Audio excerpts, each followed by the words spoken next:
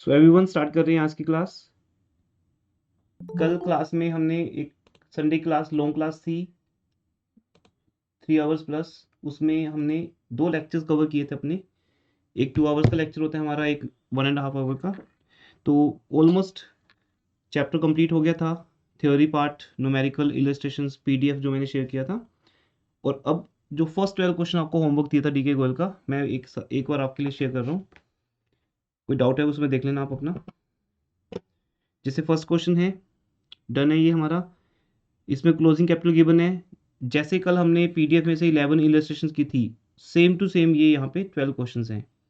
सिर्फ एक point extra है, फाइनल स्टेटमेंट ऑफ फेयर, जो कल दिया ने डाउट पूछा था और हमने उसके ऊपर लास्ट में बात की थी।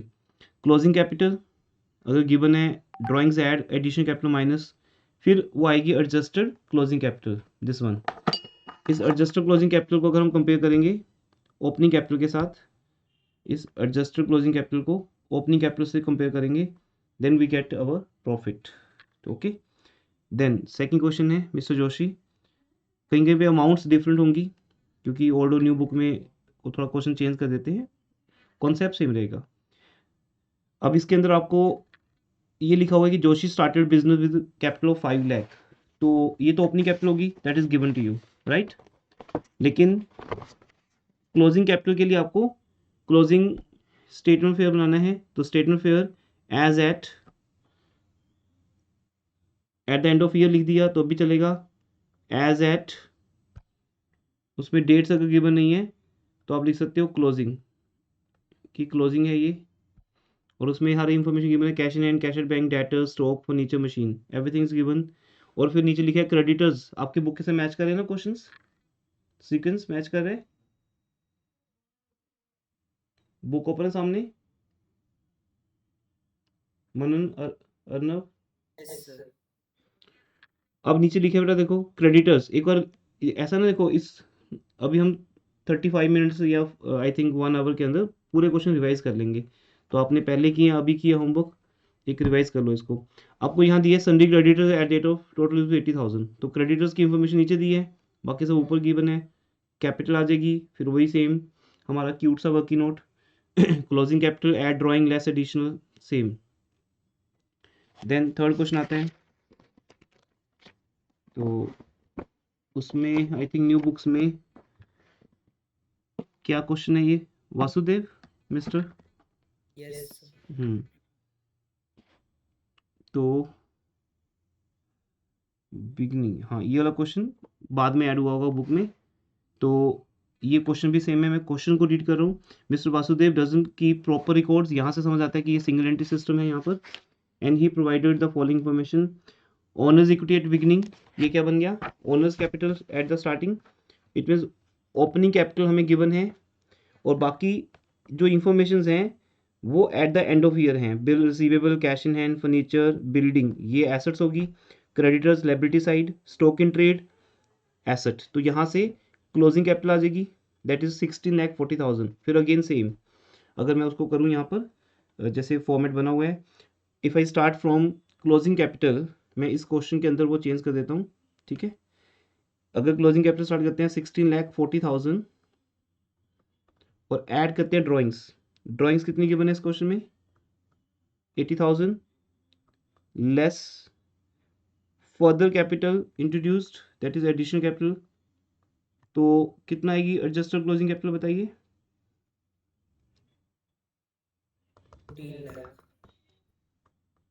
14 लाख,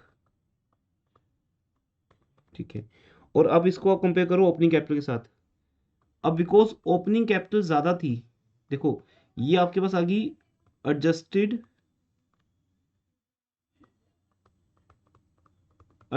क्लोजिंग कैपिटल, और अब इसको हम कंपेयर करेंगे लेस ओपनिंग कैपिटल से। अब बिकॉज आप ओपनिंग कैपिटल ज़्यादा थी तो यहाँ से आंसर नेगेटिव आ रहा है। तो अगर आंसर नेगेटिव आता है तो वो आपके लिए लॉस है, loss for the year, that is 1 lakh. ये आपका यहाँ से आंसर आ गया। तो यार ना, जब ओपनिंग कैपिटल ज़्यादा होती है इसका मतलब हम ज़्यादा से कम पे पहुँच गए। 15 लाख से हमने स्टार्ट किया था इस साल, और हम एंड तक आते आते 14 लाख पे आ गए, तो हमने 1 लाख रुपए का लॉस कर लिया ऑब्वियसली। तो माइनस नहीं लिखना यहाँ पर, ठीक है, दैट इज आंसर कि वो कम है। Closing capital adjusted opening capital से कम है। एडजस्टेड का मीनिंग इतना ही है कि ड्राइंग्स और एडिशनल कैपिटल के इफेक्ट को काट के, उसको नलीफाई करके, कैंसिल करके फिर हम देख रहे हैं। देन फिर नेक्स्ट क्वेश्चन है, तुलसी स्टार्टेड बिजनेस, आई थिंक ये वही था। तो it means question number 3 new books में ऐड हुआ बाद में, हमारे पास पहले नहीं था। अब ये क्वेश्चन नंबर 4 है हमारा, इसमें भी सेम है, क्लोजिंग स्टेटमेंट फिर बनेगा, तब एज ऑन लिखते थे, अब एज एट लिखते हैं, वो बात आपको समझाई थी, तो ये याद रखना है, ठीक है। ये ओल्ड सोल्यूशन है हमारा। तो सेम है, एसेट्स दिए गिवन है। अब यहाँ पर एक लोन फ्रॉम पार्वती अब ये पॉइंट इसमें इंपॉर्टेंट है, she owed 45,000 to her friend Parvati on that date. अब ये लोन पार्वती से लिया है या पार्वती को दिया है, ये बताइए। लिया लिया है। रीजन लिखा है, she owed 45,000 to her friend.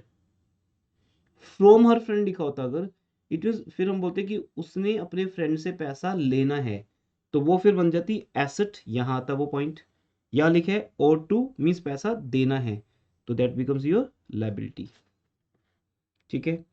सो उसके बाद फिर क्लोजिंग कैपिटल आ गई। देन अगेन हमारा working note same, closing capital से स्टार्ट किया, एड ड्राइंग्स। अब ड्राइंग्स देने का भी स्टाइल क्या है, 800 पर मंथ।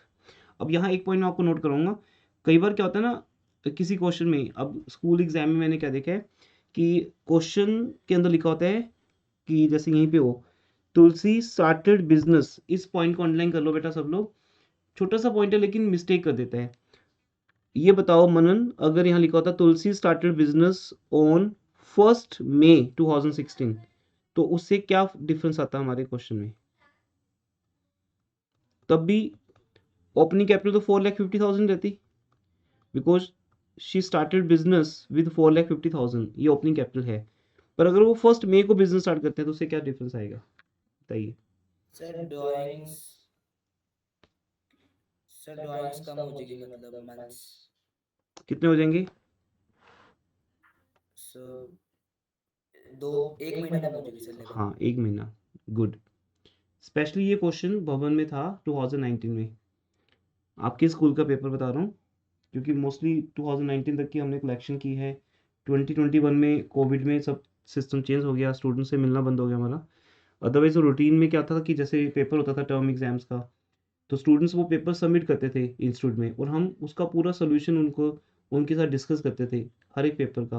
प्रीवियस पेपर्स भी बच्चों को दिखाए जाते थे, वो फिर अपने स्कूल का पेपर खुद देखते थे। और ऐसा तो कितनी बार हुआ है कि जो पेपर 2017 में आया था वो 2019 में आ गया, फॉर एग्जाम्पल। कई बार पेपर रिपीट भी कर देते हैं, तो वो एक वंडरफुल चीज़ हो जाती है कि हम पहले से करके गए हैं जो पेपर हमें आना है। बट वो अब कलेक्शन भी नहीं रही करंट, वो कुछ पैटर्न भी चेंज हो गया, तो अब उनको करने का फ़ायदा नहीं है। बट ये मुझे याद है कि उन्होंने इस क्वेश्चन में ये चेंज किया था। सर तो वो थ्योरी भी आएगी ना मतलब एग्जाम में। थ्योरी भी आएगी बेटा, इन्हीं 5-6 चैप्टर्स की थ्योरी आएगी, क्योंकि कंप्यूटर चैप्टर की थ्योरी थी मेन 10 मार्क्स की, वो तो कट चुकी है। तो आपके रह गए यही 5 चैप्टर्स जो मैंने आपको अभी कराए टर्म 2 में। ट्रायल बैलेंस हमने टर्म 1 में कर लिया था, तो उसकी थ्योरी इंपॉर्टेंट है कि ट्रायल बैलेंस के ऑब्जेक्टिव्स क्या हैं, उसकी लिमिटेशंस क्या हैं। तो थ्योरी पार्ट एक बार हम अभी, क्योंकि ये मेरी आज लास्ट क्लास है न्यूमेरिकल पार्ट पे, इसके बाद मैं आपके साथ अब एग्जामिनेशन पॉइंट ऑफ व्यू से बात करूँगा, थ्योरी क्या क्या आ सकती है। जब हम परसों मिलेंगे तो पहले मैं आपको पूरा थ्योरी नोट करवाऊंगा हर एक चैप्टर का, कि कौन से चैप्टर में से कौन सा, जैसे ट्रायल बैलेंस से स्टार्ट करेंगे और इनकम्प्लीट रिकॉर्ड तक आएंगे हम, कौन कौन सी थ्योरी है। और फिर उसमें से जो क्वेश्चन मैंने अभी आपको नहीं करवाए होंगे थ्योरी के, मैं वो आपको करवा दूंगा। तो ऐसे परसों जो मिलेंगे तो वो भी एक लॉन्ग क्लास होगी, मे बी वो 6-6:30 तक चले, तो उसमें हम पूरी थ्योरी खत्म कर देंगे।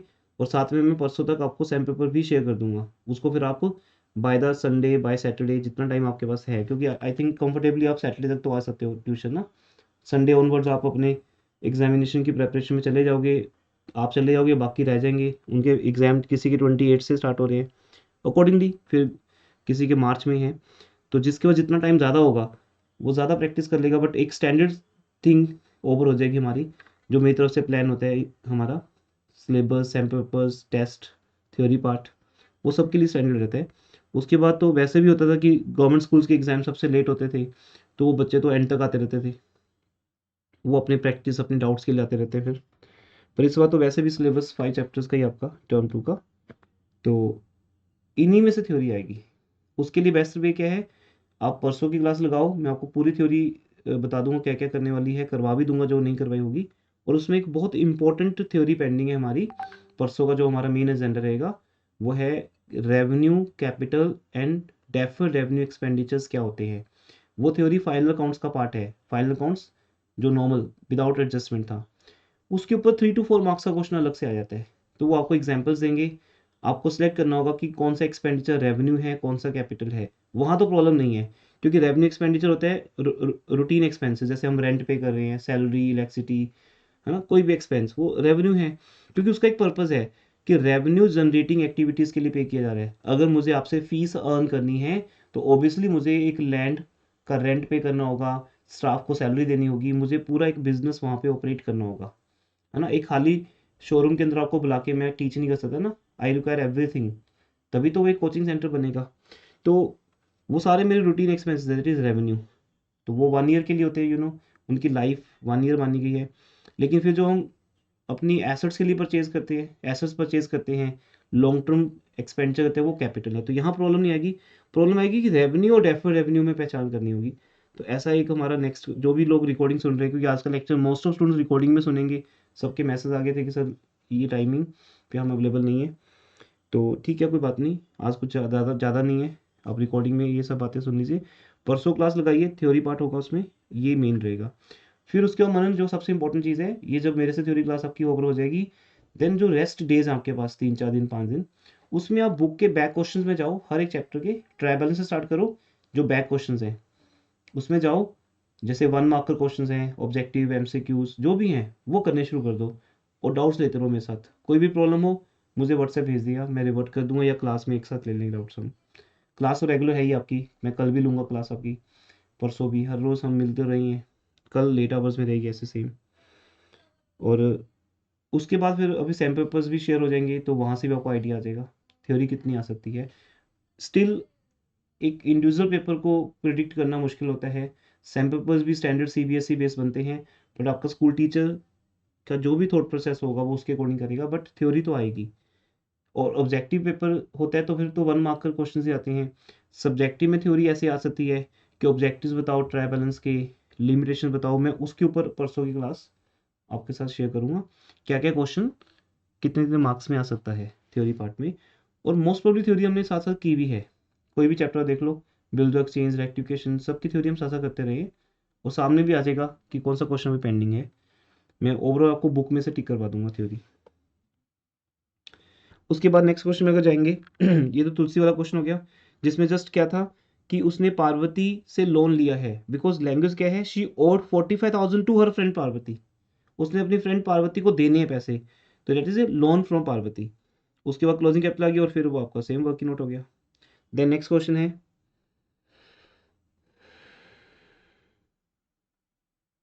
ये है, ये भी सेम है, क्लोजिंग कैपिटल गिवन है, सब सेम क्वेश्चंस हैं। ड्राइंग्स हैं 10,000 पर मंथ इंटू 12 करेंगे। वो बात बीच में रहेगी कि अगर अगर बिजनेस 1 मई को स्टार्ट होता है, ध्यान रखना बेटा, यहाँ से वो बात स्टार्ट हो गई थी कि ऐसा आपके स्कूल में भी रहा है कि वो क्वेश्चन सेम लेते हैं बुक से, बट उनको पता है कि स्टूडेंट कहाँ मिस्टेक करता है, बिकॉज आप फर्स्ट टाइम पेपर दे रहे हो, and they are the teachers, उनको पता है कि कहाँ कहाँ मिस्टेक होते हैं, तो उनको पता है कि स्टूडेंट ना कहीं डेट देखेगा नहीं, 1 मई है ये देखेगा नहीं वो, तो बस वो 12 मंथ से मल्टीप्लाई करेगा। तो उस केस में ध्यान रखना कि अगर 1 मई को बिजनेस स्टार्ट किया है तो 11 महीने ही रह गए ना हमारे पास इस साल के, तो 11 महीने से मल्टीप्लाई होगा, तब ड्राइंग्स कितनी बन जाएगी, यहाँ पर 96,000 की जगह पे कितनी बन जाएगी, 88,000। तो ऑब्वियसली अब जितना लेट आप बिजनेस स्टार्ट करोगे, हो सकता है बिजनेस स्टार्ट ही नवंबर में हो, कि 1 नवंबर को बिजनेस स्टार्ट किया और 31 मार्च को हमारी फर्स्ट क्लोजिंग डेट, जैसे फर्स्ट बर्थडे होता है, ये हमारी फर्स्ट क्लोजिंग डेट आ गई। जो बिजनेस का फर्स्ट, हर बिजनेस का जो बर्थडे है वो एक ही डेट को है, 31 मार्च को, ठीक है। तो स्टार्ट कभी भी करो, ये आपकी मर्जी है, बट एंडिंग क्लोजिंग सबके साथ होगी। तो कितने मंथ्स हो गए यहाँ पर? 5 मंथ्स। तो ड्राइंग्स भी 5 मंथ्स की होगी। ठीक है, इस बात का स्पेशल ध्यान रखना। बाकी यूजली तो वही पूरे साल का ही होता है। अगर ये ऑनगोइंग बिजनेस है, ये बात ऑलवेज याद रखना अकाउंट्स में बेटा, नेक्स्ट ईयर भी काम आएगी, कि आपने बिजनेस इस साल स्टार्ट किया या ऑनगोइंग है। अगर इस साल स्टार्ट किया तो ये बात इंपॉर्टेंट है कि कब किया है, क्योंकि वहीं से तो सब शुरू हुआ, रेंट भी, सैलरी भी, इंटरेस्ट ऑन कैपिटल भी, सब कुछ वहीं से स्टार्ट हुआ। लेकिन अगर ये ऑनगोइंग बिजनेस है, ऑनगोइंग, तो इसका मतलब है चलता जा रहा है, फिर तो पूरा साल ही रहेगा, ड्राइंग्स भी और एवरीथिंग। तो ये क्वेश्चन भी नॉर्मल है। वैसे तो कल की क्लास के बाद आज की ये क्लास में कुछ भी नहीं रखा, आपको सब ऑलरेडी आता होगा, बट मेन है कि आपने ये क्वेश्चंस किए हैं अगर, तो एक और बनता है डिस्कस करना। ड्राइंग्स फ्रेश कैपिटल सेम है, ठीक है, कुछ नया नहीं। देन उसके बाद फिफ्थ का ए पॉइंट है, ठीक है, फिफ्थ का बी, ए तो हमने कर लिया, अब नंबरिंग थोड़ी सी ऐसे रहेगी, चेंज होगी। क्वेश्चन नंबर फिफ्थ का ए था ये आपकी न्यू बुक में। अब बी जो है ये केवी के उसका केवीएस का 2017 का क्वेश्चन बाद में डाला होगा, तो इसको भी देख लो, आई थिंक कोई दिक्कत नहीं है। ओपनिंग कैपिटल गिवन है, प्रॉफिट गिवन है, ड्राइंग्स गिवन है, और during the year proprietor sold and bring that money in business, ठीक है। तो वो ऑर्नामेंट सेल कर रहे हैं, ये स्टोरीज हैं, ठीक है, वाइफ की ornaments, gold, investment, government bonds, इस स्टोरी में कुछ नहीं रखता, ठीक है। मैं अपने घर में क्या करके पैसा क्रिएट करता हूँ, ये मेरी हेडेक है। जब मैं इंस्टीट्यूट में आऊँगा तो मैं आते हुए वो पैसा लेके आऊँगा, फिर मैंने अपनी वाइफ के ऑर्नामेंट सेल किए हैं या गाड़ी सेल की है, या मेरे पास शेयर्स थे किसी कंपनी के, या इन्वेस्टमेंट थी गवर्नमेंट सिक्योरिटीज़ की। आपने सिर्फ ये ध्यान देना है कि कितने की सेल हो रही है, सो दैट वो मनी कितनी प्रोड्यूस हुई वहाँ पे। तो अगर ये ऑर्नामेंट्स 40,000 के सेल हुए हैं तो ठीक है। अब ये भी ध्यान रखना कि 40,000 बिजनेस में आया है या उसका हाफ आया है। तो ऐसे छोटी छोटी बातें होती है जहाँ पे हम सिली मिस्टेक्स कर जाते हैं। 40,000 की सेल हुई, क्योंकि यहाँ तो प्रीमियम नहीं हो सकता ना, प्रीमियम तो शेयर मार्केट में चलता है, तो वो सारा पैसा हम बिजनेस ले आए तो वो हमारी एडिशनल कैपिटल होगी। तो ये क्वेश्चन लेकिन इंपॉर्टेंट है। कैसे? ये 1 मार्कर क्वेश्चन भी हो सकता है। ये देखो बेटा, व्हाइट बोर्ड पे चलते हैं। अब यहाँ पर आपको एक इक्वेशन बनानी है, बताइए कैसे करेंगे। बिकॉज इन्होंने कहा है क्लोजिंग कैपिटल निकाल लो, तो ये तो अकाउंटिंग क्वेश्चन का ही क्वेश्चन हो गया ना हमारे लिए, कि closing capital is equal to, आगे आप बोलो, यस एनीवन?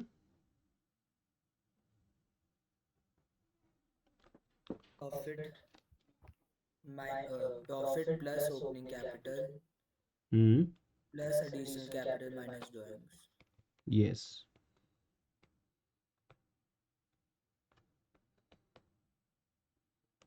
ठीक है, अब आपके पास ओपनिंग कैपिटल है, प्रॉफिट है, एडिशनल कैपिटल है, ड्राइंग्स हैं, चारों इन्फॉर्मेशन आपके पास हैं। कर दो प्लस माइनस, आंसर आ जाएगा आपका। और अगर वो आपको क्लोजिंग कैपिटल दे देते हैं तो भी आपके पास सारी इन्फॉर्मेशन है, तो फिर आंसर क्या होगा? Opening capital. तो ये आपका 1 मार्क का क्वेश्चन है। अब हर स्कूल का पेपर अपने पैटर्न पे होता है, मतलब उसका कोई स्टैंडर्ड नहीं होता। सीबीएसई जो स्टैंडर्ड नॉर्म्स बनाती है वो टीचर फॉलो करता ही नहीं, इंडिविजुअल टीचर अपने हिसाब से करता है। तो हो सकता है इस क्वेश्चन को थ्योरी पार्ट में ही काउंट कर ले, ठीक है, 1 मार्क का क्वेश्चन में आ जाए। नेक्स्ट 6 क्वेश्चन है, जल्दी से सब क्वेश्चन को डिस्कस करके पहुंचते हैं 12 तक।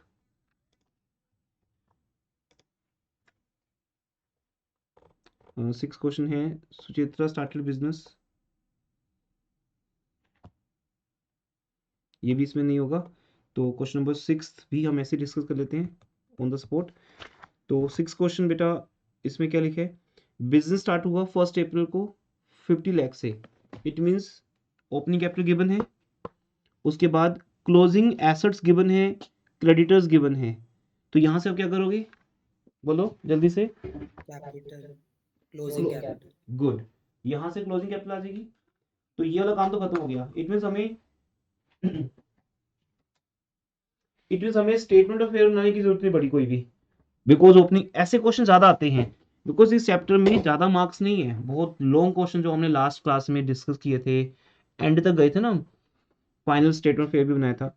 मुझे नहीं एक्सपेक्टेड कि ऐसा कोई आपको आएगा, लेकिन इस टाइप के क्वेश्चन जो शॉर्ट क्वेश्चंस हैं, जहां ओपनिंग क्लोजिंग कैपिटल को देने के बाद पूरा फोकस ड्राइंग्स और एडिशनल कैपिटल पे दे दिया जाता है, तो वो क्वेश्चन आ सकते हैं। अब आप समझ रहे हो यहाँ से ना, ओपनिंग कैपिटल गिवन है, क्लोजिंग कैपिटल आपको निकालनी है 60 लाख माइनस 3 लाख, तो क्लोजिंग कैपिटल कितनी आ गई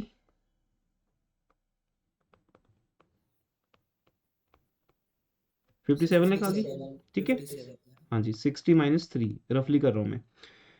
अब इसमें ड्राइंग्स की बात होनी है, ऐड ड्राइंग्स। क्या एग्जाम्पल ड्राइंग्स की बेटा? सर शी एक तो सर 10,000 3 हम्म महीनों का है, हम्म और सर 15,000 9 मंथ्स का है। Very good. तो 10,000 उसने विड्रू किया 3 मंथ्स के लिए, फिर 9 मंथ्स के लिए 15,000 किया, तो ये एक तो अमाउंट ऐड हो जाएगी। तो ऐसे ड्राइंग्स की अमाउंट चेंज भी होती हैं। नेक्स्ट ईयर आपको पार्टनरशिप आएगी ना, उसमें ये सब बहुत कुछ मिलेगा आपको, पार्टनर जब ड्राइंग्स करते हैं। उसके बाद फिर एडिशनल कैपिटल माइनस होगी, कितनी है बताइए एडिशनल कैपिटल?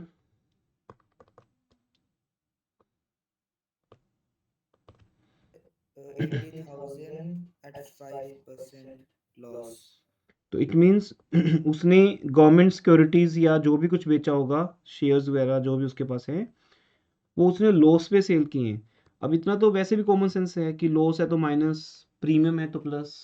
लास्ट क्लास में ये बात भी हो गई थी आपके साथ। तो 80,000 का 10% 8,000 और 5% 4,000, 4,000 माइनस कर दीजिए, 76,000 माइनस हो गया। तो फाइनली आपकी एडजस्टेड क्लोजिंग कैपिटल आ जाएगी। फिर उसमें से ओपनिंग कैपिटल माइनस करिएगा इस कैपिटल में से, दैट इज गिवन 50 लाख, और आपका आंसर सामने होगा प्रॉफिट 789। ठीक है जी, ये भी ओके है। उसके बाद क्वेश्चन नंबर 7, ये आपके सामने है क्वेश्चन नंबर 7। तो इट मीन्स ये दो क्वेश्चन नए ऐड हुए थे ओल्ड बुक्स के अंदर, तो न्यू बुक का सीक्वेंस 7 पे पहुंच गया। अब ये एज यूजुअल ओपनिंग कैपिटल निकालनी है, तो opening cash, bank debtor, stock, machinery, creditors, bank loan सब गिवन है, तो ओपनिंग कैपिटल आ गई यहाँ से। उसके बाद फिर सेम क्लोजिंग गिवन है, क्लोजिंग कैपिटल आ गई। अब आपको लगता है क्या ऐसा क्वेश्चन आएगा? नहीं। अब इतना लॉन्ग क्वेश्चन और वो फ्री के मार्क्स हैं, आ जाए तो फिर दैट्स गुड फॉर यू, कि पहले ओपनिंग बनाओ फिर क्लोजिंग बनाओ और फिर उसके बाद स्टेटमेंट फेयर निकालो फिर एडजस्टमेंट पास करो। अगर आपको टीचर इतना काइंड है, अगर आपका स्कूल टीचर, आप जानते हो अपने स्कूल टीचर को, तो वैसे भी अगर वो इतना काइंड है तो 10 नंबर इसके देगा वो आपको 40 में से, जो कभी भी एक्सपेक्टेड नहीं है कि 40 मार्क्स में से 10 मार्क्स इतने ईजिली आपको दे दिए जाएंगे, क्योंकि हर एक चैप्टर के पास ऑन एन एवरेज मार्क्स ही कम है ना, क्योंकि उसको 40 मार्क्स में थ्योरी 1 मार्कर क्वेश्चन थोड़ा बहुत कवर करने हैं, फिर वो bills exchange, rectification, final accounts, without, with, इन सब पे जाएगा। इनकम्प्लीट के पास कितने मार्क्स बचेंगे? बहुत कम बचेंगे। तो इसलिए मुझे नहीं लगता कि इतना लॉन्ग क्वेश्चन आएगा। तो opening statement fair, closing statement fair, क्योंकि कभी आता ही नहीं ना, शुरू से रहा है ऐसा। उसके बाद फिर वही सेम। अब यहाँ क्या है, यहाँ कुछ इंपॉर्टेंट हो सकता है, बस मेन फोकस यही है बेटा कि ऊपर की स्टेटमेंट्स अगर बन रही हैं तो आपके लिए बेटर है, क्योंकि वो मार्क्स भी देगा फिर आपको उसके, जैसे 2 मार्क्स इसके हो गए, 2 मार्क्स इसके हो गए, मिनिमम इतने तो होंगे। और अब यहाँ देखिए, क्लोजिंग कैपिटल आपने ऊपर निकाल ली 27,500। क्या लिखा है यहाँ पे? मिस्टर एक्स इंट्रोड्यूस्ड बिजनेस में, क्या लिखे आ रहे हैं, 10,000 विद 5% प्रीमियम, तो ये हो गया 10,000। अब 5% प्रीमियम ऐड करने का तरीका क्या है बेटा? या तो 10,000 में उसका 5% ऐसे लिख के आप दिखा दो, और अलग से आपको पता है 10,000 का 5% 500, आप सीधा ये लिख सकते हो, कोई इशू नहीं है। लेकिन इतनी बात कॉमन सेंस में डाल लो, जब आपने किसी भी फिगर में किसी भी फिगर के अंदर आपको 5% ऐड करना है, तो आपने उस अमाउंट को 100% से बढ़ाकर कितने परसेंट करना है? कितने परसेंट करना है बेटा? 105। 105। और जो स्टेटमेंट मैंने आपको दी है उसे याद रखना हमेशा लाइफ में, कि ये जो 10,000 है, इसकी कैपेसिटी, इसकी हैसियत, इसकी परसेंटेज क्या है, जिसे मैं अपने वे में बोलता हूँ, जो है उसको उसी से डिवाइड करो, सो दैट स्टूडेंट्स को ये लाइन याद रहे। अब जो 10,000 है वो पहले से क्या है? क्या वो पहले से कम है? नहीं, पहले तो वो 100% ही है ना। अब आपको उसे या तो कम करना है या बढ़ाना है। तो अगर मैं इसका 95% कर दूं तो 95 से मल्टीप्लाई हो जाएगा, तो ऑब्वियसली 5% कम हो जाएंगे उसके। अगर मैं इसको 105 कर दूं तो उसके बढ़ जाएंगे 5%। तो दो ही तरीके हैं बेटा, या 10,000 में से 5% माइनस करो या प्लस करो। तो प्लस वन में हर जगह पे हम मौका ढूंढते हैं कि हम कहाँ पे आपको कॉन्सेप्ट कैलकुलेशन कॉमन सेंस में स्ट्रॉन्ग कर सके, क्योंकि प्लस वन का सिलेबस एज इट इज़ तो नहीं है ना स्टैंडर्ड, तो बहाना है बस इस क्वेश्चन के थ्रू ये समझाना। तो कहीं ना कहीं ये बात काम आएगी आगे आके। प्रिपेयर तो हम आपको प्लस टू के लिए कर रहे हैं। तो उसके बाद तो ठीक है सब, एडिशनल कैपिटल का पॉइंट हो गया, ड्राइंग्स 1250 पर मंथ है इंटू 12, एक ही बात बार बार बार बार रिपीट होती है। देन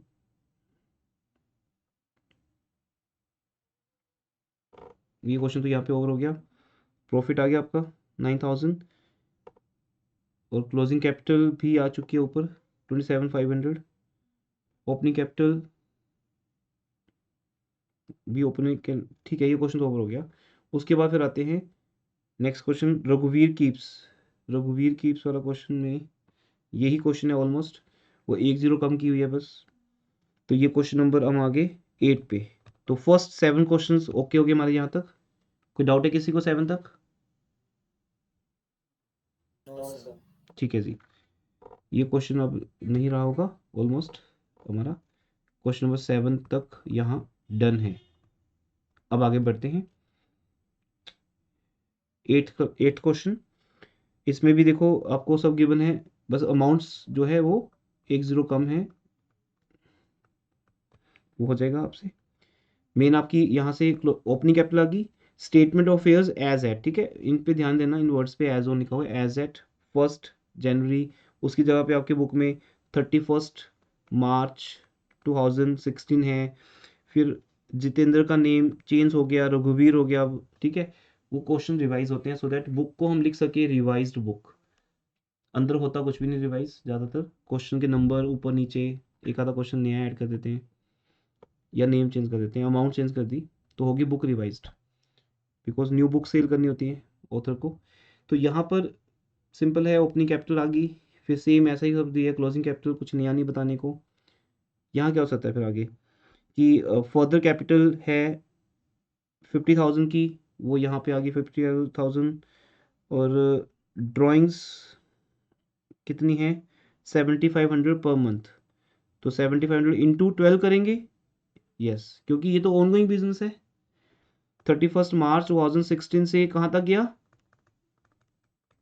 17 तक, तो यहाँ तो इंटू 12 ही होगा एज ए स्टैंडर्ड, ठीक है ये भी हो जाएगा। देन आगे बढ़ते हैं क्वेश्चन नंबर 9 पे आते हैं बेटा। क्वेश्चन नंबर 9 यहाँ पर क्या है, mister Ghosh started business 5 lakh, और उसके बाद अब देखो यहाँ एक लाइन है, soon after he purchased furniture 40,000। तो जैसे मैं आपके साथ कल बात कर रहा था, मेन तो कल की क्लास इंपॉर्टेंट थी, जहाँ ये बार बार बोला गया था कि अगर मैं ड्यूरिंग द ईयर कुछ भी करता हूँ तो उससे मेरा 10th का रिजल्ट इंप्रूव नहीं होगा। इस बात का मीनिंग क्या था कि ड्यूरिंग द ईयर अगर मैं फर्नीचर परचेज करता हूँ या पार्वती से लोन लेता हूँ या किसी को लोन देता हूँ, कुछ भी करता हूँ मैं, या लोन रीपे करता हूँ, अगर मान लो लोन मैंने पहले से लिया हुआ है, जैसे ओपनिंग बैलेंस शीट में अगर आपको वो शो हो रहा है, ओपनिंग कैपिटल में लोन पहले से है और मैं वो रीपे कर देता हूँ ड्यूरिंग द ईयर, ये सब का इफेक्ट कहाँ पड़ेगा बोलिए, कहाँ पड़ेगा? क्लोजिंग। क्लोजिंग पे। तो इस क्वेश्चन को भी हम इम्पोर्टेंट मार्क कर सकते हैं। यहाँ एक तो फर्नीचर परचेज किया गया, तो फर्नीचर पहले से नहीं था, अब वो ऐड हो जाएगा। उसके बाद गुड्स परचेज की, अब इसका क्या करेंगे बताओ, जो हमने 3 लाख की गुड्स परचेज की हैं।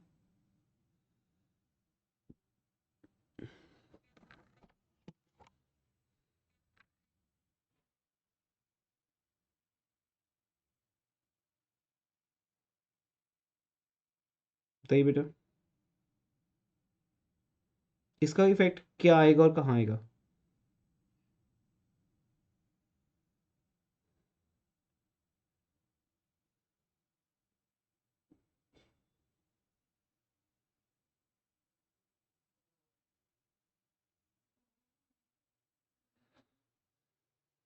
बोलो। अर्नब, हमने अगर 3 लाख की गुड्स परचेज की तो उसका इफेक्ट कहाँ आएगा बेटा? कहीं नहीं आएगा। क्यों? क्योंकि ये जो गुड्स हैं ये रूटीन बिजनेस है हमारा, हम डेली बेसिस पे परचेज भी करते हैं और सेल भी करते हैं, उसका रिजल्ट हमें दिया हुआ है। ईयर के एंड पे हमारे पास गुड्स का स्टॉक कितना है? 450। अगर मैं आपको क्लोजिंग स्टॉक बता रहा हूँ, गॉट इट, तो वो 3 लाख की गुड्स इसके अंदर ही होंगी और परचेज करके हमने बेची भी होंगी, और एक बार थोड़ी परचेज की होंगी, बार बार की होंगी। उसका टोटल बताया कि ड्यूरिंग द ईयर हमने 3 लाख की गुड्स परचेज की हैं, तो ओपनिंग भी तो होंगी हमारे पास।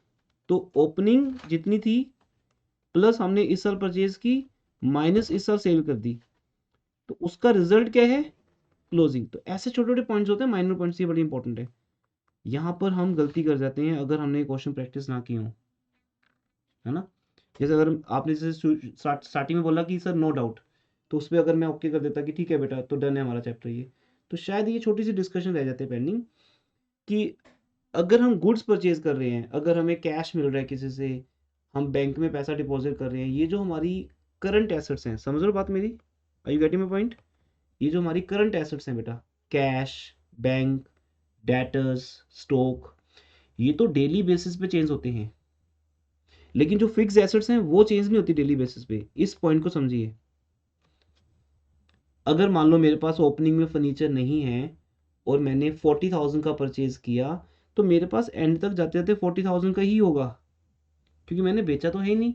And you can't say sir कि आप तो रोज बेचते होगे फर्नीचर, मेरा बिजनेस तो है नहीं फर्नीचर बेचना। इट मीन मैंने परचेज किया तो किया, मेरे पास ही हो तो मेरे पास ही रहेगा until I sell that furniture, या मैं उस पर डेप्रेशन चार्ज नहीं करता, तब तो उसकी वैल्यू 40,000 ही रहेगी। या अगर ओपनिंग में मेरे पास 10,000 का था और 40,000 का मैंने परचेज कर लिया, तो मैं उसे प्रॉपर, इस पॉइंट को समझना बेटा ध्यान से, क्योंकि आज तक स्टूडेंट ने मिस्टेक्स किए हैं यहाँ पर। अगर मेरे पास ओपनिंग में फर्नीचर 10,000 का था, अगर ओपनिंग इन्फॉर्मेशन दी होती सारी डिटेल में, और 40,000 का मैंने नया परचेज किया, तो क्लोजिंग 50 ही होगा, लेस अगर मैंने सेल किया, लेस अगर डेप्रेशन लगा, तो ये हमारा फिक्स एसेट अकाउंट बन जाता है कोई भी। जैसे आपने डेप्रेशन चैप्टर में मशीन को देखा है, ओपनिंग मशीन, फिर ओवर परचेज की, फिर मशीन को ड्यूरिंग द ईयर हम उसकी विदाई कर देते हैं, उसको सेल कर देते हैं, डेप्रेशन लगाते हैं, ये सब चीज़ें चलती हैं। तो हम फिक्स एसेट्स की वैल्यू तो ऐसे निकाल सकते हैं प्लस माइनस करके, लेकिन जो हमारी करंट एसेट्स हैं, कौन कौन सी current assets? Cash, bank, debtors, BR, जिनको हम बोलते हैं अकाउंट्स रिसीवेबल्स, मिला के दोनों को, स्टॉक, ये जो चीज़ें हैं ना बेटा, ये फाइनल रिजल्ट के तौर पे दी होंगी आपको। यू कांट कैलकुलेट दिस, आप नहीं निकाल सकते कभी भी, क्योंकि आपके पास अगर ओपनिंग बैलेंस हो भी स्टॉक का, परचेज का भी बैलेंस हो, आपको कैसे पता कि हमने कितने का स्टॉक बेचा है, वो भी उसकी कॉस्ट क्या है फिर? तो इसलिए इन इंफॉर्मेशन को इग्नोर करना है, ये जानबूझ के दी है 3 लाख, सो दैट आप कहीं ना कहीं यूज़ कर लो। बट अब देखो इस पूरे क्वेश्चन में कहीं भी यूज़ नहीं होंगी ये 3 लाख की, क्योंकि ये हमारी करंट एसेट है, ये तो डेली बेसिस पे चेंज होती है, परचेज किया सेल किया। I can't calculate this value जब तक कि मेरे सामने पूरे साल का रिकॉर्ड ना हो। हाँ, प्रैक्टिकली रियल लाइफ में मेरे सामने पूरे साल का रिकॉर्ड होता है, वहीं से तो मैं क्लोजिंग स्टॉक निकालता हूँ कि मेरे पास ईयर के एंड पे कितना स्टॉक बच गया। ये थोड़ी बड़े बड़े गोडाउन्स में जाके हम गिनते हैं, राइट। जैसे बड़े बड़े मॉल्स हैं, या फिर आप कह लो कि मेट्रो, बिग बाजार, ये जो है जहाँ पे इतना स्टॉक पड़ा हुआ है, कौन करेगा काउंटिंग ईयर के एंड पे? हो ही नहीं सकती काउंटिंग। ये सब कुछ परपेचुअल सिस्टम होता है, चलता रहता है, परचेज किया बेच दिया। कंप्यूटर डेली बेसिस पे स्टॉक का बैलेंस निकालता है, तो उसने बता दिया कि 31 मार्च को हमारे पास स्टॉक 4,50,000 का है, तो है बस, परचेज किया होगा तो इसके अंदर ही होगा, उसको इग्नोर करना है आपने। ये छोटी छोटी बातें जब हम क्वेश्चंस करते हैं ना अनसोल्ड, तो ही सामने आती हैं। Then he borrowed ₹1 lakh from his brother, तो वो लोन हो गया। क्या यहाँ लिखा है ऑन प्राइवेट अकाउंट? चेक करो, he took loan from brother on private account।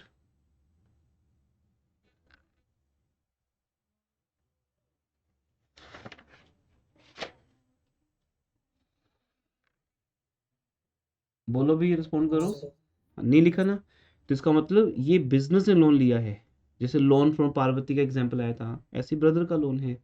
तो ब्रदर क्यों लिखा जाता है? जानबूझ के, अब पार्वती से लोन लिया, वहां कोई डाउट नहीं आता, लेकिन ब्रदर से लोन जब लिखते हैं ना, तो बेटा 30% स्टूडेंट तो हमने देखा ही है कि वो मिस्टेक करता है। ब्रदर मतलब पर्सनल, ये क्या बात हुई? बिजनेस में रिलेशनशिप्स या ब्लड रिलेशनशिप्स की बात नहीं होती है, चाहे वो ओनर की वाइफ हो या उनके पेरेंट्स हो या उनका ब्रदर हो, कोई फर्क नहीं पड़ता, दे ऑल आर आउटसाइडर्स। ये बात आपको प्लस टू में जाके समझ आ जाएगी जब आप पार्टनरशिप पढ़ोगे ना, कि जो दो पार्टनर्स बिजनेस में हैं, A and B, they are the only owners. उनके घर वाले जो भी हैं वो ठीक है आते जाते रहते हैं बिजनेस में, बट वो ओनर नहीं है। उनसे लिया हुआ लोन भी एक थर्ड पार्टी लोन है। वो एक, जैसे थर्ड पार्टी ऐप यूज़ करते हो आप ना अपने मोबाइल में कोई भी चीज़ सॉफ्टवेयर चलाने के लिए, तो वो एक थर्ड पार्टी लोन है जो एक लाइबिलिटी के तौर पे देखा जाता है उसको। तो bank overdraft, creditors, brother loan, ये तीनों हमारे लिए आउटसाइडर लाइबिलिटीज हैं। उसके बाद सारी इंफॉर्मेशन गिवन है कि ईयर के एंड पे डेटर्स कितने हैं, creditors, stock, cash in hand and bank overdraft, ये सब आपके सामने है ही है। और उसके बाद फिर ड्राइंग्स गिवन है। Mister Ghosh withdrew 2000 per week, ये क्या मीनिंग हुआ बेटा इसका? तो अच्छा एक चीज़ और समझ लीजिए, अगर आपने अभी तक होमवर्क नहीं किया है, जो लोग रिकॉर्डिंग सुन रहे हैं उनसे बात कर रहा हूँ, अगर टाइम नहीं है, एग्जाम्स का प्रेशर है, कुछ भी ऐसा है, तो क्वेश्चन नंबर 9 से 12 सिर्फ ये 4 क्वेश्चन करिए बस। इन 4 क्वेश्चंस में पहले 8 क्वेश्चंस भी इन्वॉल्व हैं, टाइम है तो सारे करो, कोई इशू नहीं। इलस्ट्रेशन भी करो, कोई और बुक है तो उसके क्वेश्चन भी कर सकते हो, मैंने जो पीडीएफ दिया वो भी आप करो, बट अगर टाइम कम है तो सिर्फ ये 4 क्वेश्चन करो। माई गारंटी आपको जो भी एग्जाम में आएगा इन 4 क्वेश्चन में कवर हो जाएगा। वो हमारे अभी स्टार्ट हो चुके हैं, लास्ट पैटर्न 9 से 12 तक का। तो 9 क्वेश्चन में इन्होंने दो बातें आपको इंपॉर्टेंट समझा दी, एक तो ऊपर जो डिस्कस किया मैंने सारी चीज़, और दूसरी कि अगर पर वीक हो तो ये बताइए बेटा 1 ईयर में कितने वीक्स होते हैं? 52. यस, तो 1 ईयर में कितने मंथ्स होते हैं? 12। कितने डेज? 365, leap year. तो ये एक बेसिक नॉलेज है, आई थिंक मेरे सब समझाने की जरूरत भी नहीं थी, ये आपको पता है। कितने क्वार्टर्स होते हैं? 4। कितने हाफ ईयर्स होते हैं? 2। तो ये कैलकुलेशन यूज होती है अकाउंट्स में। तो अगर हम ड्राइंग्स वीकली करते हैं तो बेटा ईयर कोई भी हो, आपके वीक्स हमेशा 52 ही बनेंगे कैलेंडर में ना, कैलेंडर में जैसे वीक्स दिए होते हैं, तो 52 वीक्स ही बनेंगे आपके पास। तो 52 इंटू कितनी ड्राइंग्स होती है? 8 hours. तो वो मल्टीप्लाई हो जाएगा, ठीक है जी। 2000, चलो जो भी है वट एवर, मल्टीप्लाई हो जाएगा वो, ठीक है जी। आगे चलते हैं, ये रहा, ठीक है। और दूसरा वो गुड्स भी विड्रॉ कर रहे हैं 4000 की, वो भी हो गया। आप देखिए कोई डाउट है?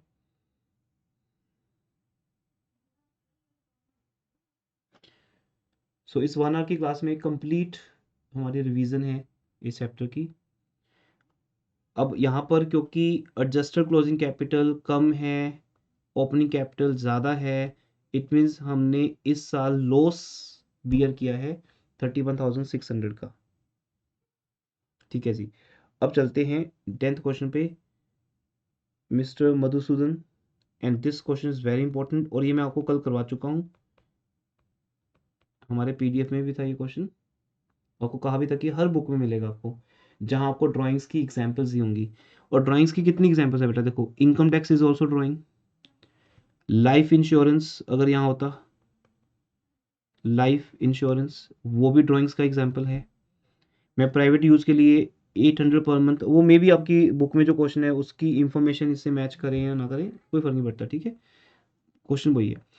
तो प्राइवेट यूज़ के लिए मैं 800 पर मंथ निकाल रहा हूँ, या कोई और रीज़न लिखा है क्वेश्चन में, मैं अपने घर की लोन की इंस्टॉलमेंट पे कर रहा हूँ बिजनेस में से, अपनी डॉटर की मैरिज पे खर्च कर रहा हूँ बिजनेस से निकाल के, बेटे की स्कूल फीस पे कर रहा हूँ, वो स्टोरीज हैं लिखी होंगी, आपको तो बस ये देखना है कि वो ड्राइंग्स का पार्ट है। तो हम ऐसे add drawings made during the year 1 2 3 4 5 better presentation के साथ आपको ये देना है।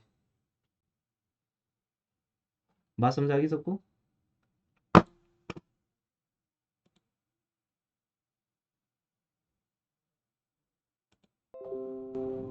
बेटा बात समझ आ गई, चलें आगे। Yes, sir. ठीक उसके बाद फिर उसने क्या किया, अपने उसके पास जो भी शेयर्स थे उन शेयर्स को बेच दिया। जैसे इस क्वेश्चन में लिखा हुआ है, इस क्वेश्चन में लिखा हुआ है उसके पास 1 लाख रुपीज के शेयर्स थे, 1 लाख के शेयर्स उसने 20% प्रॉफिट पे सेल किए। 20% प्रॉफिट ऐड कर दो इसमें, 1 लाख प्लस 20%, 1,20,000। तो कितना हो गया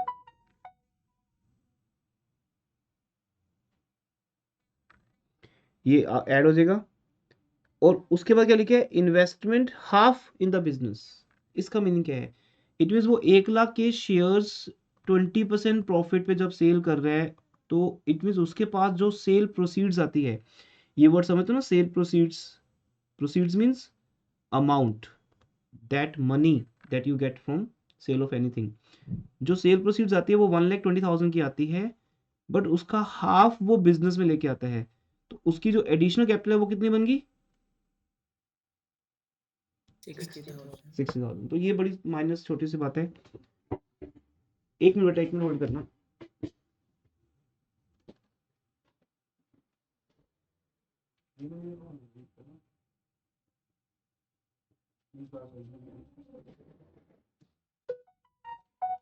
उसके बाद फिर ये सब करके ओपनिंग कैपिटल माइनस करके आंसर आ जाएगा। तो means overall on and average question इसी के ऊपर आता है, रेस्ट आपके स्कूल टीचर की चॉइस है। इस पार्ट पे रहता है बस कि आपको statement of profit and loss बनानी है फॉर द ईयर एंडिंग 31 मार्च, और वो ड्राइंग्स, एडिशनल कैपिटल, और एक तीसरा पॉइंट क्या है, एक तो ये होगी, इसके ऊपर बात होती है। तीसरा, ड्यूरिंग द ईयर अगर कुछ होता है तो उसका इफेक्ट हम क्लोजिंग स्टेटमेंट फेयर में ले जाते हैं। एग्जाम में ये भी सोचते हैं कि आपको ये तो आएगा आएगा, साथ में क्लोजिंग कैपिटल बनाने के लिए भी दे देंगे आपको। तो उतना का क्वेश्चन तो ठीक है, 4 मार्क्स में भी, 5 में भी। और वो फर्नीचर परचेज करते हैं या लोन लेते हैं ब्रदर से, उसका इम्पैक्ट आ जाएगा क्लोजिंग के अंदर। ये सब बातें ऑलरेडी डिस्कस हो चुकी हैं आपके साथ। ठीक है, ओपनिंग कैपिटल निकाल लेंगे हम यहाँ से, क्लोजिंग निकाल लेते हैं सेम वे में। अब लेकिन ये क्वेश्चन शॉर्ट क्वेश्चन हो गया 3 मार्क्स का, जिसमें सब दिया होता है। ठीक है, आगे बढ़ते हैं। फिर चारों डोनर की प्रॉपर रिकॉर्ड्स ये आपके पास है। ठीक है, ये इसमें अमाउंट चेंज कर, इन्होंने नेम चेंज कर दिया आई थिंक। चारों डोनर की पहले था message super paints, old question था ये, तो इन्हें लिख दिया चारों, नेम चेंज कर दिया, बाकी सब सेम है।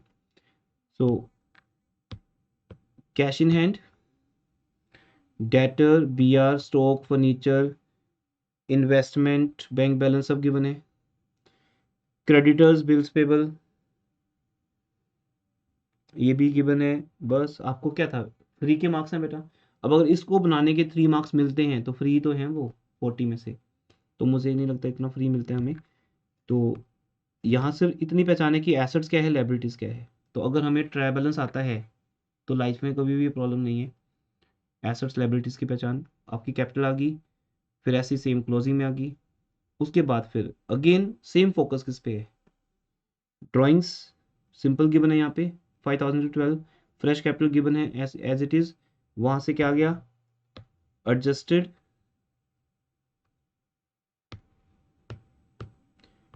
Adjusted closing capital, closing capital. और एडजस्टेड क्लोजिंग कैपिटल के साथ ओपनिंग कैपिटल को हमने जब कंपेयर किया तो प्रॉफिट बिफोर एडजस्टमेंट आ गया। अब आपके पास दो ऑप्शंस हैं, जैसे मैंने कल बताया था, अगेन रिपीट कर रहा हूँ। ऑल्टरनेटिव वन है जिसमें हम यहीं पे एडजस्टमेंट्स को दिखा देते हैं, और दूसरा ऑल्टरनेटिव है जहां हम प्रॉफिट एंड लॉस में दिखाते हैं। अब आपके स्कूल टीचर ने जैसे आपको करवाया है, आप वैसे ही उनको प्रेजेंटेशन दोगे। दोनों बातें सेम है, क्या फर्क पड़ता है उससे, है ना। अगर हम यहाँ पर डेटर्स में से बैड डेट्स माइनस कर दें, फर्नीचर में से डेप्रिसिएशन माइनस कर दें फॉर एग्जांपल, तो यहीं पे एडजस्ट हो जाएगा वो। लेकिन ज़्यादातर स्कूल्स में ये फॉलो करते हैं, तो इसलिए आप भी यही करिएगा कि एक बार प्रॉफिट निकालना, प्रॉफिट बिफोर एडजस्टमेंट्स, और फिर एडजस्टमेंट्स करना। जैसे इस क्वेश्चन में है कि हमें कार पे डेप्रिसिएशन लगाना है, फर्नीचर पे लगाना है, और आउटस्टैंडिंग रेंट शो करना है। कल ये बात की पहचान मैंने आपको बताई थी प्रॉपर तरीके से, क्या थी कि कोई भी चीज़ याद है मैंने एक वर्ड यूज़ किया था, बीच में मे भी आपने लीव कर दिया हो, रिवैल्यूएशन मंत्रा क्या है। तो मेरे तरफ से सब पॉइंट डिस्कस हुए थे कल, जिसके बेस पे क्वेश्चन कर सकते हो आप इजीली। रिवैल्यूएशन मंत्रा क्या है बेटा, कि अगर आपके किसी भी रीजन से एसेट्स बढ़ती हैं तो प्रॉफिट प्लस होगा, तो प्रॉफिट में प्लस कर देना। अगर एसेट्स कम होती हैं तो प्रॉफिट कम होगा। लायबिलिटीज बढ़ती हैं तो भी प्रॉफिट कम होगा। अगर लायबिलिटीज कम होती हैं तो प्रॉफिट प्लस होगा। लेकिन ये तब है जब प्रॉफिट की बात हो रही है, क्योंकि जैसे यहाँ पे मेरे पास प्रॉफिट है, गॉट इट ना। ये तब है जब प्रॉफिट की बात हो रही है, बिकॉज इस क्वेश्चन में मेरे सामने प्रॉफिट है बिफोर एडजस्टमेंट, तो मेरे लिए ये फंडा चलेगा प्रॉफिट को लेके। अब मैंने देखा कि कार पे डेप्रिसिएशन लग रहा है, तो उससे कार की वैल्यू कम हो रही है, तो डेप्रिसिएशन मेरे लिए एक लॉस या एक्सपेंस बन गया, मेरे प्रॉफिट को कम करेगा, इसलिए मैंने यहाँ पर 40,000 माइनस में कर दिए, 4,000 सॉरी। ऐसे ही डेप्रिसिएशन है वो कम हो गया, फर्नीचर का भी, ये सब चीज़ें माइनस होगी। आउटस्टैंडिंग रेंट क्या है, ये तो हम समझते हैं कि आउटस्टैंडिंग रेंट लायबिलिटी है, और लायबिलिटीज बढ़ना कभी भी किसी बिजनेस के लिए अच्छी बात नहीं है, not good for any business. तो ऑटोमेटिकली यहाँ पर ये हमें लॉस देंगी। पर अब ये पॉइंट है कि मान लो जो लोग रिकॉर्डिंग्स देख रहे हैं बेटा, उनके लिए भी मैं ये पॉइंट रख रहा हूँ। आप बताइए, सोचिए इस बात को कि अगर यहाँ लॉस होता तो इन चीज़ों का क्या लिंक रहता फिर, अगर प्लस लॉस हो रहता जाती थी, क्या, तो जो माइनस हुआ प्लस हो जाता। सिंपल वो प्लस हो जाता। क्योंकि जो बातें मेरे प्रॉफिट को कम करती हैं वही सेम पॉइंट्स मेरे लॉस को कंट्रीब्यूट करते हैं। तो इट मीन्स अगर मेरे बिजनेस में पहले से लॉस है और उसके बाद हम डेप्रिसिएशन भी लगा रहे हैं तो लॉस इंक्रीज हो जाएगा।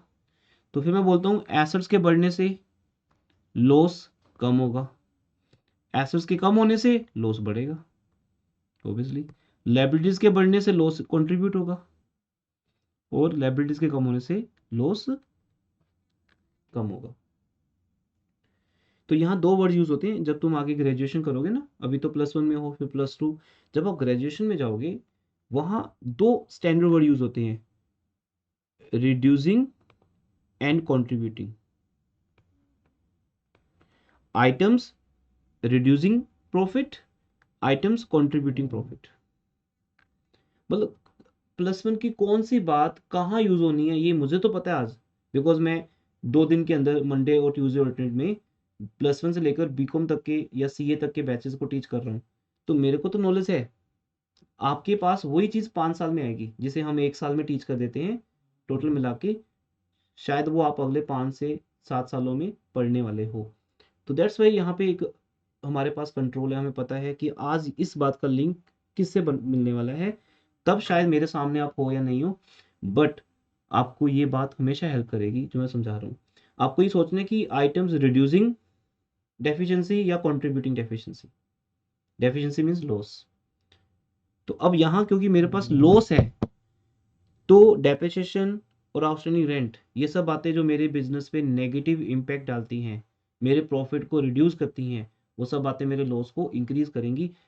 इन सब चीज़ों में ही आपका टीचर यहाँ पर आपके साथ क्रिएटिविटी यूज कर सकता है, क्योंकि एक टीचर भी क्वेश्चन के साथ खेलता है ना, तो that teacher can play with all these points. वो क्या करेगा, प्रॉफिट को जानबूझ के लॉस बना देगा। उसको करना क्या है, अगर मुझे इस क्वेश्चन में लॉस बनाना है तो लो बेटा ये बन गया लॉस। मुझे इतना ही तो करना है ना कि जो ओपनिंग कैपिटल मैंने दी है आपको क्वेश्चन में, मान लो या कैलकुलेट किया आपने, उसे 424 बनाना है, और मुझे अगर इसको 424 बनाना है तो क्या करना है, अगर इसको मुझे 424 बनाना है तो क्या करना है, मुझे कैश में 2 लाख ऐड कर देने हैं। ये लो हो गया, क्वेश्चन चेंज हो गया। इतना सा टाइम लगेगा टीचर को चेंज करने में, उसने कैश, और ये इसलिए डिस्कस कर रहा हूँ आपके साथ कि आपके अंदर भी वो एक कॉन्फिडेंस इंक्रीज हो कि हाँ ऐसा होता है। जैसे मेरा एक्सपीरियंस क्या कहता है कि जब हम किसी डिश को खाते हैं या किसी भी कोई भी आइटम जब हमें अच्छी लगती है तो हम बोलते हैं वाह बहुत टेस्टी है, लेकिन अगर हम उसको बनाते हुए देख लें तो हमें फुल नॉलेज देगी कि इसमें क्या क्या यूज़ हुआ है। फिर आपके लिए ज़्यादा सरप्राइज नहीं होता उसका टेस्ट, लेकिन हम सिर्फ उसके टेस्ट तक ही पहुंच पाते हैं क्योंकि वो चीज़ बन के आती है अंदर से। किसी होटल में डोमिनोज पे जा रहे हैं, है ना, पिज़्ज़ा बर्गर ऑर्डर कर रहे हैं, ये चीज़ें हमें बहुत टेस्टी लगती है समटाइम्स, लेकिन बन कैसे रही है ये नहीं पता। तो बनते हुए देखिए उस चीज़ को, लाइव डेमो लीजिए, यूट्यूब पे लाइव डेमो अगर अवेलेबल है उसकी, देन यू कैन सी कि हो क्या रहा है उसके अंदर। कहने का मतलब, अगर क्वेश्चन की तरफ देखोगे तो वो एक टेस्ट है, पर अगर उस क्वेश्चन को बनाया कैसे जाता है, उसमें मॉडिफिकेशन कैसे होती है, अगर उस लेवल पे आप उतर गए, उस लेवल पे चले गए अगर आप, देन आपका अकाउंट्स में एक इंटरेस्ट तो क्रिएट हुआ होगा, इंटेलिजेंसी मार्क्स तो आएंगे आएंगे, लेकिन आपका कंपटीशन कोई नहीं कर पाएगा, क्योंकि हर स्टूडेंट उस लेवल पे जाता नहीं है। और कॉमर्स में अकाउंट्स एक ऐसा सब्जेक्ट है जिसके थ्रू आप आगे बढ़ सकते हो, बाकी सब्जेक्ट चेंज होते जाएंगे। जैसे आपको माइक्रो है तो नेक्स्ट ईयर माइक्रो नहीं आएगी, मैक्रो, मैक्रो पढ़ने के लिए माइक्रो की नॉलेज होना जरूरी नहीं है। ऐसे ही इंडियन इकोनॉमी आएगी, स्टैट्स नहीं आएगी, बिजनेस स्टडी भी ऑलमोस्ट चेंज हो जाएगी। अकाउंट्स यहाँ से शुरू होकर एंड तक चलेगी जब तक कॉमर्स को नहीं छोड़ते आप। इसलिए बेटा इसका हार्डवर्क तो कांस्टेंट है, जितना इसमें जाओ उतना कम। तो अब अगर 10,000 को 2 10 कर दें हम, तो अपनी कैपिटल ज़्यादा होगी, 2 लाख बढ़ गई। इससे क्या हो गया, लॉस हो गया। तो टीचर को सिर्फ ये करना था, 10,000 को 2 10 करना था, 2,10,000, उससे अपने आप गेम चेंज होगी। सोल्ड क्वेश्चन देखा मैंने, उसमें चेंज कर दी, ओपनिंग कैपिटल 424 होगी, और ओपनिंग कैपिटल बढ़ने से लॉस आ गया, और वही सेम क्वेश्चन चेंज हो गया, और आपको लॉस में ऐड करना है। तो ठीक है, एक बार डिस्कशन होगी हमारी, उसके बाद अब अगर आपको एग्जामिनर कहता है कि मुझे फाइनल स्टेटमेंट ऑफ फेयर चाहिए, जो मैंने कल 12th क्वेश्चन भी डिस्कस किया था, आज ये 11th कर रहे हैं। दैट्स वाई अगर आप क्वेश्चन नंबर 9 10 11 और 12 कर रहे हो, इसमें आपका पूरा चैप्टर आ जाता है। ये डीके गोयल के 4 क्वेश्चन है जो फेमस हैं। अब यहाँ पर जब हम ये कर चुके हैं, उसके बाद वो कहते कि ठीक है, आपने लॉस प्रॉफिट निकाल लिया, एडजस्टमेंट्स के बाद वाला प्रॉफिट भी निकाल लिया, बट अब आगे बढ़ने के लिए मीन्स अब आपको नेक्स्ट ईयर जाना है, तो नेक्स्ट ईयर में आप क्या बोलोगे, मेरा फर्नीचर कितने का रह गया, मेरी कार कितने की रहेगी, मेरी जो ओपनिंग कैपिटल से लेकर क्लोजिंग कैपिटल तक का सफ़र है वो क्या था। तो उसे हम एक स्टेटमेंट में बंद कर देते हैं, that is called final statement of affairs. ये वही है जो हम ऊपर बना रहे थे। फर्क क्या है कि ऊपर जो बन रहे थे वो विदाउट एडजस्टमेंट बन रहे हैं। तो इसलिए अब आप एक ही पैटर्न फॉलो करिए, दो दो ऑल्टरनेटिव रखना सही बात नहीं होती। अब एक ही ऑल्टरनेटिव रखिए, यूज होगा एग्जाम में तो ठीक है, नहीं तो कोई बात नहीं, कि आप कभी भी क्लोजिंग स्टेटमेंट फेयर में एडजस्टमेंट पास नहीं करोगे। लेटेस्ट यही है, और जो भी एडजस्टमेंट है वो प्रॉफिट एंड लॉस में ही करोगे। उसके बाद अगर आपको बोला जाता है कि फाइनल स्टेटमेंट फेयर, जो आज तक कोई स्कूल के एग्जाम में ये मुझे लगता नहीं कि पॉइंट आया होगा, यहाँ तक पहुँचने का मतलब एक लॉन्ग क्वेश्चन 12 मार्क्स का बन जाता है ये। तो अगर फाइनल स्टेटमेंट पूछे तो सिंपल है बेटा, ईयर के एंड पे आपके पास फाइनली बोलते हैं ना, फाइनल डिसीजन क्या आपका, फिर हम सिर्फ येस और नो बोलते हैं। तो स्टेटमेंट फेयर के अंदर फाइनली क्या है, कैश कितना फाइनली ईयर के एंड पे इतने का, डेटर्स इतने के, बी आर इतने के, इन पे बैड डेट्स के पॉइंट्स हो सकते हैं, प्रोविजन फॉर डाउटफुल डेट्स हो सकता है, डिस्काउंट का प्रोविजन हो सकता है, वो सब लगा दो। कार पे डेप्रेशन लगा के इतने की कार रहेगी, स्टॉक ठीक है। अब ये पॉइंट मिक्स कर दिया ना, करंट एसेट और फिक्स एसेट, लेकिन आप अलग भी कर सकते हो। फर्नीचर में से डेप्रेशन लगा के दिखा दिया। अगर कोई investment during the year purchase की गई तो वो भी आ गई, बैंक बैलेंस। इट मीन्स मैं ये कह सकता हूँ, before entering in the new year, अगले साल जाने से पहले 31 मार्च की रात को 12 बजे मेरे पास इतने की एसेट्स हैं। अब रात को 12 बजे के बाद जो नेक्स्ट सेकंड होगा वो अगला साल शुरू हो जाएगा, चाहे आप बिजनेस में मॉर्निंग में जाओगे 10 बजे 9 बजे, बट आपका वो टाइम तो 12 बजे के बाद शुरू हो गया, एक सेकंड के बाद। तो ये आपकी क्लोजिंग एसेट्स हैं, नेक्स्ट ईयर क्या बन जाएंगी, ओपनिंग। ऐसे इस साल क्लोजिंग में मेरे पास 31 मार्च या दिसंबर, जो भी कैलेंडर ईयर है या फाइनेंशियल ईयर है, क्लोजिंग डेट पे मेरे पास क्रेडिटर्स हैं, बिल्स पेबल हैं, आउटस्टैंडिंग रेंट है। सब कुछ हो जाने के बाद ये स्टेटमेंट बना रहे हैं हम, जिसको बोलते हैं final statement of affairs. Then फिर हम पूरा दिखा रहे जर्नी कि मैंने जब बिजनेस स्टार्ट किया था या वट एवर मेरा बिजनेस ऑलरेडी चल रहा था, तो 1 जनवरी को या 1 अप्रैल को मेरे पास कैपिटल थी 224 की। मुझे इस साल प्रॉफिट या लॉस हुआ, प्लस माइनस कर देंगे, profit plus loss minus, fresh capital मैंने लगाई ड्राइंग्स की, तो मेरी क्लोजिंग कैपिटल ये आ गई। तो ये आपका अगले साल जाएगा। अब नेक्स्ट ईयर क्या होगा, यही सारी एसेट्स अगले साल के लिए ओपनिंग बन जाएंगी, यही लाइबिलिटीज ओपनिंग लाइबिलिटीज, और यही कैपिटल ओपनिंग कैपिटल। अब नेक्स्ट ईयर भी तो हम सिंगल एंट्री सिस्टम फॉलो करेंगे अपने बिजनेस में, तो ये हमारा सीए बोलेगा या हमारा अकाउंटेंट बोलेगा कि सर अब इस साल सब हो चुका, अगले साल सब इजी है, ये पूरी बैलेंस शीट नेक्स्ट ईयर की ओपनिंग बैलेंस शीट बन गई, ओपनिंग स्टेटमेंट ऑफ ईयर और ओपनिंग कैपिटल हमारे पास ऑलरेडी है। बस अगले साल क्या होगा, पूरा साल बिजनेस किया जाएगा और फिर उस ईयर के एंड पे, नेक्स्ट ईयर के एंड पे देखा जाएगा क्या क्या बचा, उससे क्लोजिंग कैपिटल आ जाएगी। तो सिंगुलैरिटी सिस्टम की दुनिया बहुत सिंपल सी है, 2 लेक्चर्स में ख़त्म हो जाती है, क्योंकि उन लोगों का बिजनेस भी कोई बड़ा नहीं है, ट्रांजेक्शन ज़्यादा नहीं है। देन एक लास्ट क्वेश्चन जो मैंने कल भी करवाया था, मैं 2 मिनट में डिस्कस कर देता हूँ फटाफट।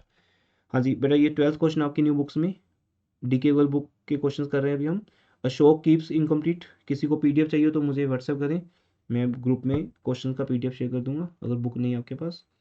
तो अब यहाँ पे देखिए, मिस्टर अशोक बिजनेस स्टार्ट, नहीं सॉरी, मिस्टर अशोक का बिजनेस ऑलरेडी चल रहा है, 1 अप्रैल को उनका बिजनेस चल रहा है, 1 अप्रैल 2016। देखो 93 वाला क्वेश्चन, 16 मतलब कितने साल निकल चुके हैं, 23 ईयर्स, 23 ईयर्स ओल्ड सॉल्यूशन है ये, जब हमने टाइप कराया होगा तो जब बना होगा तो उस टाइम की डेट चल रही है ये 93 की। स्टेटमेंट ऑफ अफेयर्स ओपनिंग बन गया, ठीक है। पिछले 23 सालों में चेंज आया, कुछ नहीं आया। 23 ईयर्स पहले भी ऐसे ही बनता था, अभी वैसे ही बन रहा है, बस एज ऑन एज एट आ गया, ठीक है थोड़ा बहुत। कैलेंडर ईयर, फाइनेंशियल ईयर बन गया, 1 अप्रैल 2016 हो गया। अब आपके सब सेम है। ओपनिंग कैपिटल आ गई, अब मैं ज़्यादा टाइम नहीं लूँगा आपका, और इससे ज़्यादा करेंगे तो बोर भी हो जाओगे आप। क्लोजिंग कैपिटल आ जाएगी यहाँ से, कैपिटल एट एंड। और ड्यूरिंग द ईयर कुछ हुआ वो चेक करो बेटा, वो पॉइंट्स इंपॉर्टेंट है। क्या लिखा है यहाँ पे क्वेश्चन में, रीड करो। During the year he had withdrawn from business 18,000, out of which 9,200 was spent in purchasing a typewriter। इस लाइन का मीनिंग क्या है बताओ, कल भी बताया था मैंने। सर 18,000 माइनस 9200 ड्राइंग हुई थी। यस, तो 18,000 में से 9,200 रुपीज़ तो हमने बिजनेस से निकाल के बिजनेस के लिए ही खर्च कर दिए, वो तो ड्राइंग्स होता ही नहीं।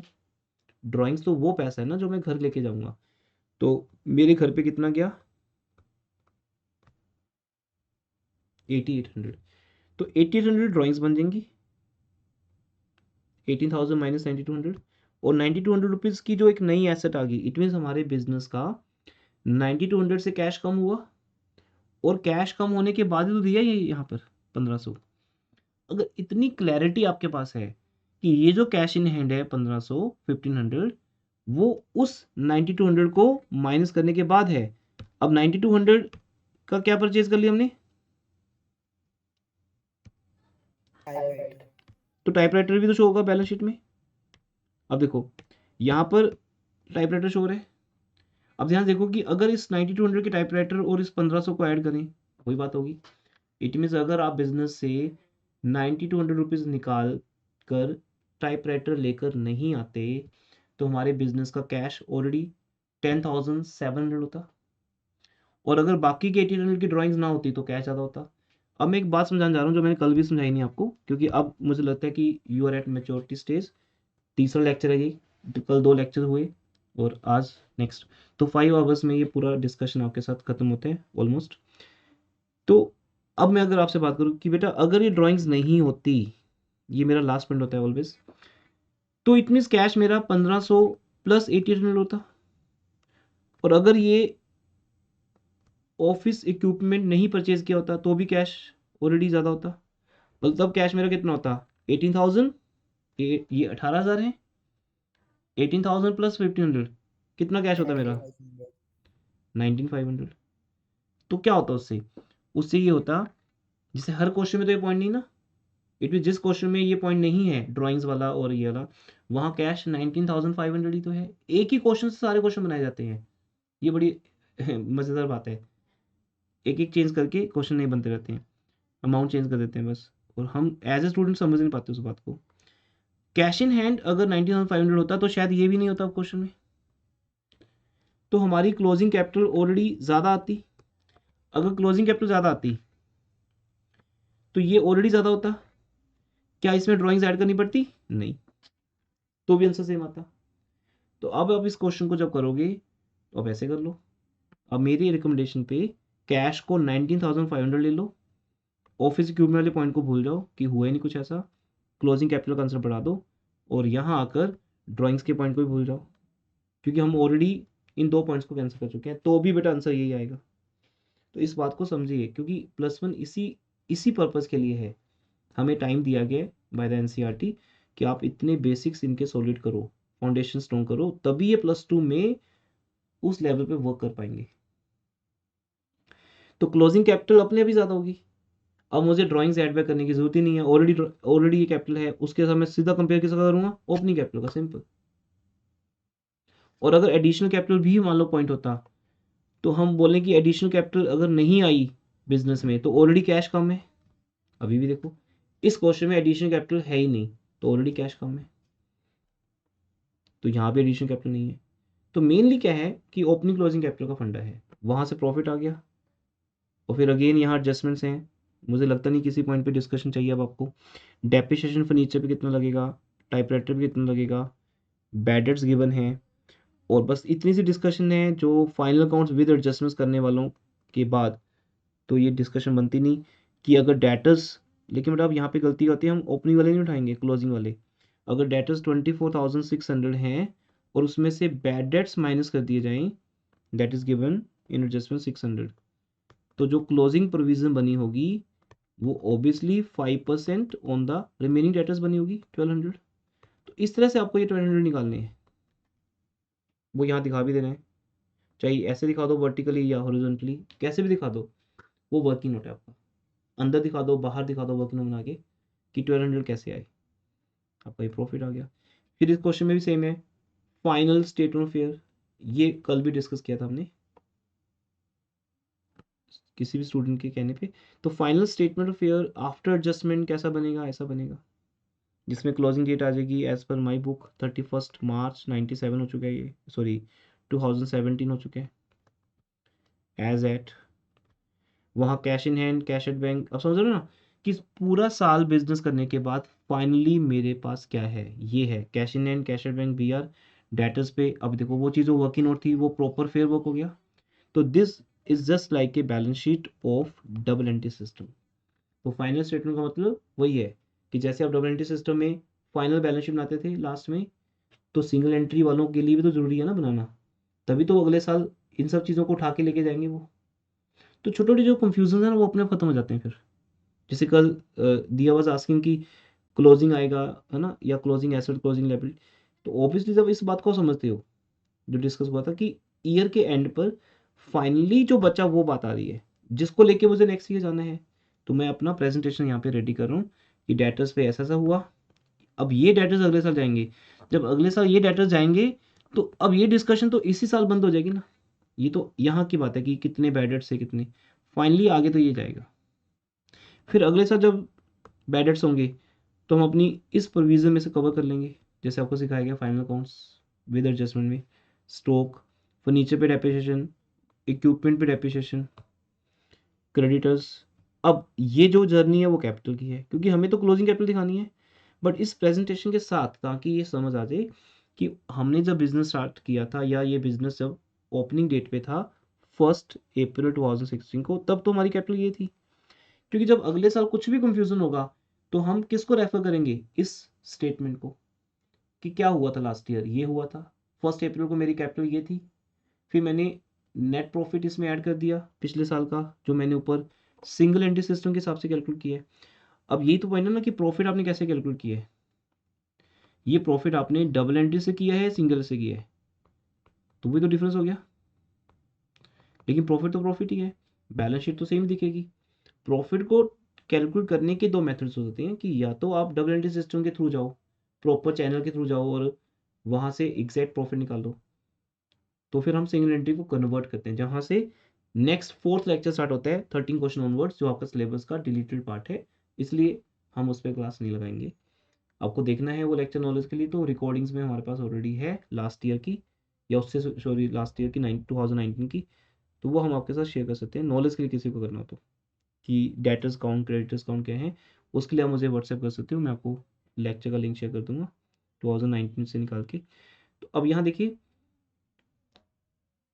ये एक रिकॉर्ड हो गया कि लास्ट ईयर हमारी जो कैपिटल थी वो 43,900 थी, एक साल का प्रॉफिट 28,180 हुआ और एक साल की ड्राइंग्स 8,800 हुई। तो हम ये कैपिटल अब आगे लेके जा रहे हैं। नेक्स्ट ईयर ये अमाउंट्स जाएंगी फाइनल जो आपके पास फेयर कॉलम में है, ये जाएंगे अमाउंट्स बस। इनर कॉलम खत्म हो जाएगा यहाँ पे। जैसे आपको किसी भी क्वेश्चन बोलते हैं कि ओपनिंग स्टेटमेंट ऑफ बनाओ, जब आप देखते हो तो ये फिगर्स आपको सीधा मिलती हैं। Are you getting my point? कि जब हम कोई भी ओपनिंग स्टेटमेंट ऑफ फेयर बनाते हैं तो हमें पिछले साल की स्टोरी नहीं पता। जैसे मुझे ये नहीं पता कि फर्नीचर पे कितना डेप्रिसिएशन लगा हुआ लास्ट ईयर, डेटर्स पे कितने बैड डेट्स लगे, क्योंकि मुझे चाहिए नहीं। अब मेरे लिए ये इन्फॉर्मेशन है फाइनल कि पिछले साल के बैड डेट्स को माइनस करने के बाद डेटर्स कितने बचे थे, प्रोविजंस के बाद, डेप्रिसिएशन लगने के बाद कितना फर्नीचर था, सब करने के बाद है। अब ये ओपनिंग है, इसके बाद मैंने पूरा साल बिजनेस किया, फुल ईयर बिजनेस किया, और बिजनेस करने के बाद फाइनली ईयर के एंड पे आके मेरे पास ये बैलेंसेस हैं। इसलिए वो फाइनल स्टेटमेंट बनाते हैं ताकि अगले साल जब हम जाएंगे तो हम सिर्फ फेयर या फाइनल फिगर्स दिखाएंगे। किसी को रेफर करना हो लास्ट ईयर का, क्योंकि यहाँ भी तो ये अगर सोल ट्रेड है मान लो या छोटा सा बिजनेस है, यहाँ भी income tax department, GST department, legal matter, court कुछ भी आपसे प्रूफ मांग सकती है। ये आपको खुद के लिए चाहिए तो ये सारा रिकॉर्ड है आपके पास। दैट्स ऑल बेटा। आई थिंक सबके सब डाउट्स अपने आप क्लियर हो जाएंगे इस लेक्चर सुनने के बाद, अगर कुछ रह भी गए थे कल। तो चैप्टर ओवर हो गया हमारा ऑफिशियली, और अब इसका टेस्ट अनाउंस हो जाएगा। पहला टेस्ट है फाइनल अकाउंट्स विद एडजस्टमेंट का, मैं व्हाट्सएप पे अपडेट कर दूंगा। इसी वीक में टेस्ट भी होंगे, 2 टेस्ट जो आपके ये पेंडिंग है, और वेंसडे थ्योरी क्लास भी रहेगी कंप्लीट, और उसके बाद सैम पेपर्स डिस्कस रहेंगे। ये बैच रेगुलर रहेगा टिल संडे, संडे तक ऑल डेज हमारी क्लास रहेगी।